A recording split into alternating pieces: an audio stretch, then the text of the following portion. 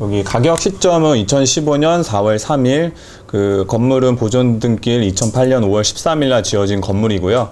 지금 이 건물은 1층, 2층, 3층, 4층으로 1층은 전부 다 주차장이고 6세대 모두 주차를 할 수 있는 공간이 있어서 메리트가 조금 있고요. 2층, 3층, 4층은 총 2가구씩 해서 총 6가구인 다가구 건물입니다. 지금 이 건물은 일단 권리 분석을 먼저 한번 해보겠습니다. 말소 기준 권리는 2011년 1월 21일. 자, 물건이 나오면, 물건이 이제 나왔잖아요. 물건이 나오면 거주자가 누군지를 먼저 살펴봐요. 근데 임차인이 여러 명 있잖아요. 오케이. 그러면 부동산 등기부의 말소 기준 권리를 살펴봅니다. 여기서부터 설명하시고. 네, 지금 매매 이후에 있는 근저당권 남산 4동 새마을금고에서 잡혀 있고 2011년 1월 21일 날 잡혀 있고요. 지금 이 기준을 두고 지금 임차인을 한번 저희가 확인을 해보면 그 말소 기준 권리에 대항력이 있는 임차인은 확인이 된 게 없습니다. 전부 다 그 대항력이 없기 때문에 명도에는 큰 문제가 없고 없기 때문에 제가 선택을 한 물건이고요. 대부분이 비교적 높은 전세 금액으로 지금 세입자로 들어와 있는 상태라서 저희가 만약에 낙찰을 받아서 제가 임차를 놨을 때 전세로 놓고 투자금 등을 회수를 하고 총 몇 가구죠? 총 6가구입니다. 6가구. 네네. 그래서 제가 지금 이 물건을 선택한 포인트는 낙찰을 받고 그 위치나 여러 가지 것들로 봤을 때 전세가 잘 들어올 것으로 예상이 돼서요. 평균적인 전세 금액을 따져보고 하면 그 투자금을 회수하고 약 117. 평균적인 전세 금액을 한 가구당 얼마로 잡아요? 지금 최용욱 씨라고 하는 주거용 202호 전부를 사용하시는 임차인은 전입일이 2014년 9월, 약 2년 전에 6천만 원에 월 2만 원이라는 금액으로 지금 거주를 하고 있는 상황이고요. 2년 전이기 때문에 전세는 무조건 올랐을 걸로 예상이 돼요. 지금 지도를 봤을 때는 근처에 학교군들도 약간은 떨어졌지만 그리 멀지 않은 곳에 좀 있고. 네. 상훈 씨가 전문가 포스가 나는데 충분히 누군가는 여기에 들어와서 살고 싶다는 욕구가 충분히 들 정도의 물건이다라고 판단을 했기 때문에요. 자, 그럼 이 기준으로 해가지고 이때 전세는 얼마였을까요? 2014년 9월 23일에 보증금 6천에 월 2만 원, 2만 원에 곱하기 100을 하면 2천만 원. 맞나요? 20만 원, 200만 원이죠? 네. 그럼 6,200만 원인데 월세 부분으로 할 때는 한 40% 정도로 계산을 해요. 그러니까 곱하기 2배 정도로 하시면 돼요. 그러면 200만 원 곱하기 2배 하면 한 400 정도 되잖아요. 그럼 2014년 9월 23일 날 전세 기준이 약 한 6,500이었죠. 그럼 2014년 9월 23일 날 전세가 6,500이면 지금은 얼마나 할까요? 지금은 사실 제가 여기 오기 전에 미션 어제 받아서요. 지금 제가 오늘 12시쯤 부동산 근처 2곳을 통화를 했는데 했어요? 예, 대구 사람들이 성향이 좀 굉장히 셉니다. 네가 오지 않으면 난 알려주지 않을 거야 라는 성향이 굉장해서 절대 확인을 하지 못했어요. 근데 그냥 제 예측으로 봤을 때 높게 산정을 안 했어요. 그냥 제가 생각한 건 지금 전세를 6,500에 놓는다. 그 기준으로 해도 충분한 메리트가 있다라고 판단을 해서 찾은 물건이거든요. 6,500으로 놓는다. 그럼 6가구면 얼마죠? 3억 9천입니다. 3억 9천.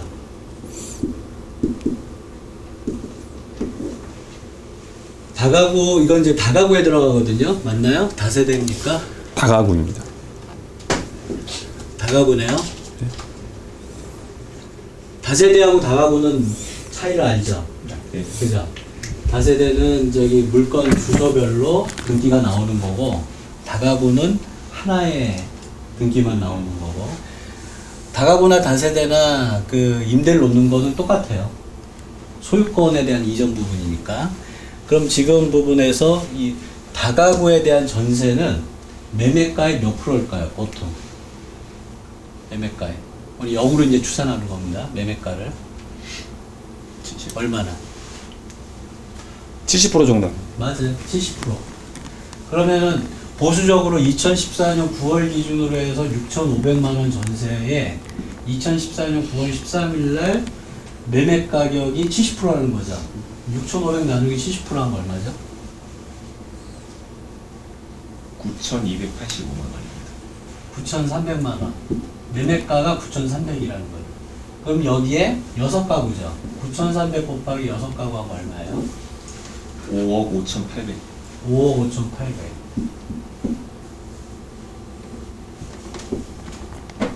(5억 6천) 이 건물의 가치죠. 자, 이 건물의 가치가 2014년 9월 기준으로 5억 6천 가치인데, 여기 이제 나와 있는 부분은 3억 1,300이잖아요. 그래서 집주인이 변경을 시킨 겁니다. 변경을 시키려면 어떻게 해야 되죠? 채권자한테 한 달치나 두 달치 이자를 주면서 얘기하면 돼요. 그러면 변경을 시켜줍니다. 경매 기일을. 이날 본인이 이거를 다시 채무액을 해소하기에 어렵다고 판단했기 때문에 날짜를 연기시킨 거죠. 그런데 이때 2015년 8월 4일 변경시켜서 원래는 9월에 나와야 되는데 2016년 7월 5일 날 왜 나왔을까요? 연기시키고 이자를 계속 내다가 더 못 낸 거죠, 이제. 이자를 못 내니까 채권단에서 이제 들어간다. 그래도 못 낸 겁니다. 그럼 이 사람 지금 상황이 어떨까요? 어렵습니다. 앵꼬가 났다. 자금에 앵꼬가 났다라고 이제 판단이 되는 거예요. 그럼 채권자가 누군지 한번 보죠. 자, 우리가 소유권 이전 다음에 나오는 근저당, 압류, 그 다음에 경매 부분이 말소할 수 있는 기준 등기라 그랬죠. 여기 처음 오신 분이 계시니까 말소 기준 등기는 임차인을 내보내는데 임차인에 대한 기준을 잡는 부분이에요. 그래서 이 남산 사동 새마을 금고가 2억 6천으로 이날 2011년도에 근저당을 설정을 했죠, 처음에. 그리고 경매는 누가 했습니까? 김성구라는 사람이 했네요. 그죠? 네. 2015년에 김성구가 여기 없는 걸 보니 이 사람한테 돈을 빌려준 거죠. 이건자 씨한테. 빌려주고 이제 못 받으니까 경매 신청을 한 거고, 두 번째는 서울 보증보험에서 3,900을 잡았잖아요, 가압류를. 그래서 보증보험에서 이제 3,900에 대한 강제 경매를 신청한 거죠. 총 채권액을 보면 4억 3,500이니까 감정을 얼마를 했든지 간에 정해진 감정가가 3억 1,300에 비해서 초과되잖아요. 그러니까 이 부분에 이 경매권은 일반 매매로 살 수가 없는 거죠. 그죠? 일반 매매로 살 수 없으니까 무조건 경매로 처리해야 되는데, 경매로 처리하는 부분에 대해서 감정액보다 채권액이 4억이 넘어가니 뭐가 되죠? 취하되거나 취하될 염려가 일단 없는 거죠. 하지만 어디서 돈을 빌리면 이날 변경을 시킬 수 있어요, 한 번 더. 보통 법원에서 2번까지는 변경을 받아줍니다. 3번도 가능해요. 그건 능력이에요. 개인의 능력이고. 자, 그러면은 감정은 3억 1,300인데 우리가 역으로 추산했잖아요, 이제.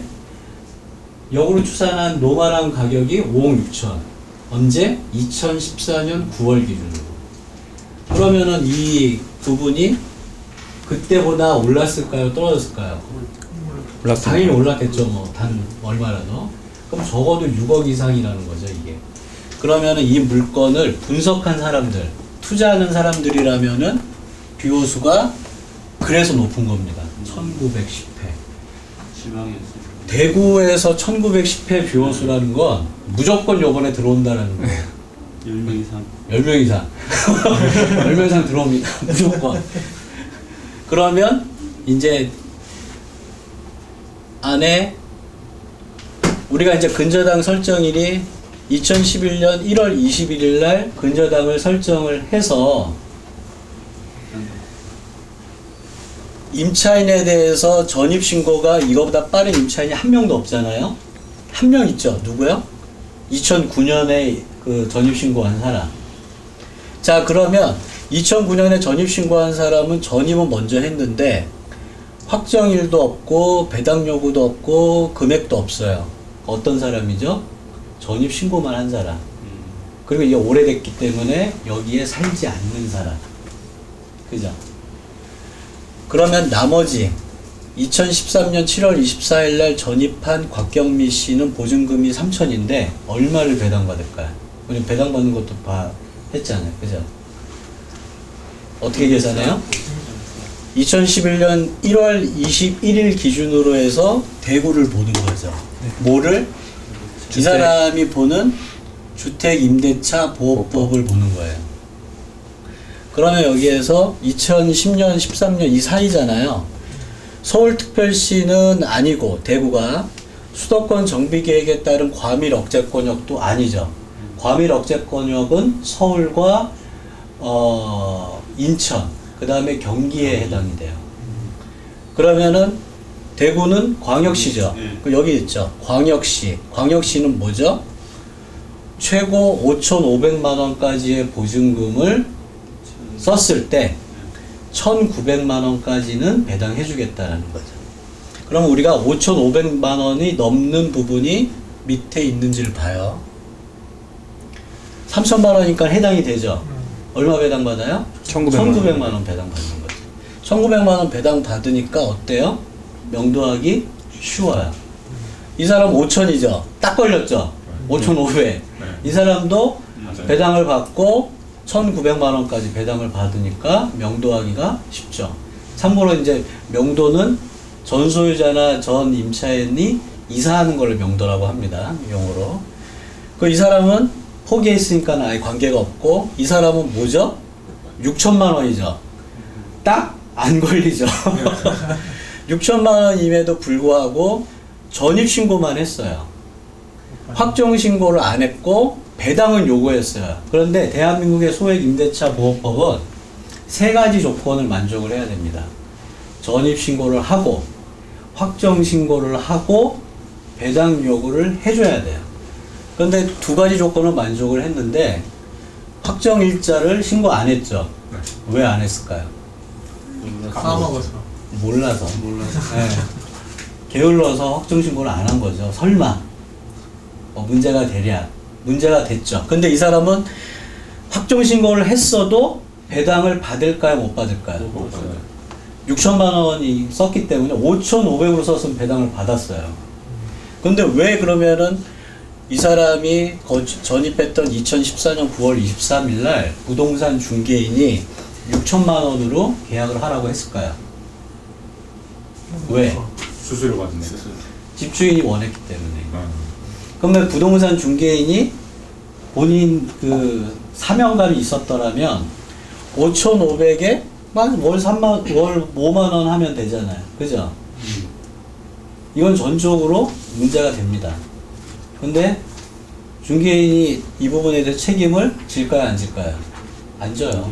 결국은 본인이 판단을 해야 되는데 가장 기본적인 부분을 몰랐기 때문에 보증금 6천만 원을 써서 다 날린 거죠. 이 사람 배당이 없어요. 대신에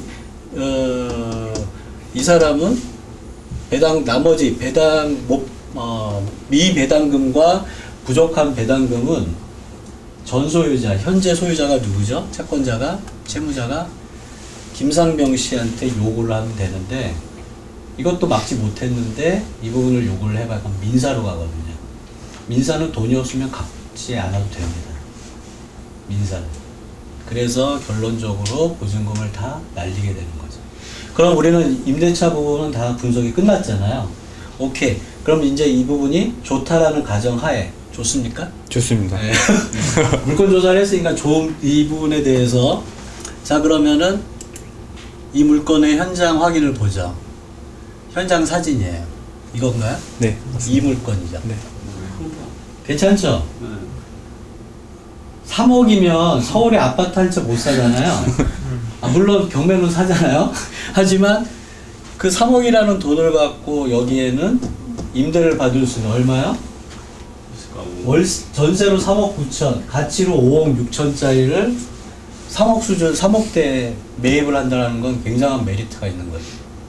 제가 봐도 딱 보니까 괜찮네요. 그래서 자, 그러면은 사진 부분을 쭉 보니까 1층은 다 주차장이니까 주차하기 편할 거고,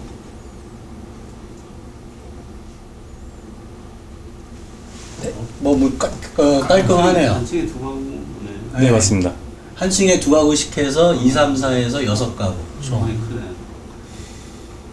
구조 나오고, 방에 그냥 구조 나오죠. 진지 얼마 안 됐나 보다. 도면이 다 있는 거 보니까. 네. 네. 그 다음에 이 지적도를 보니까 여기잖아요. 대로변에 이면 도로죠. 대로변에 붙어있는 게 가장 비싸겠죠. 근데 이면 도로지만 차가 다닐 수 있고 주차하기 공간이 편하기 때문에 가치는 높다라고 보고, 자, 이 부분을 갖고 보니까 다 주택가네요.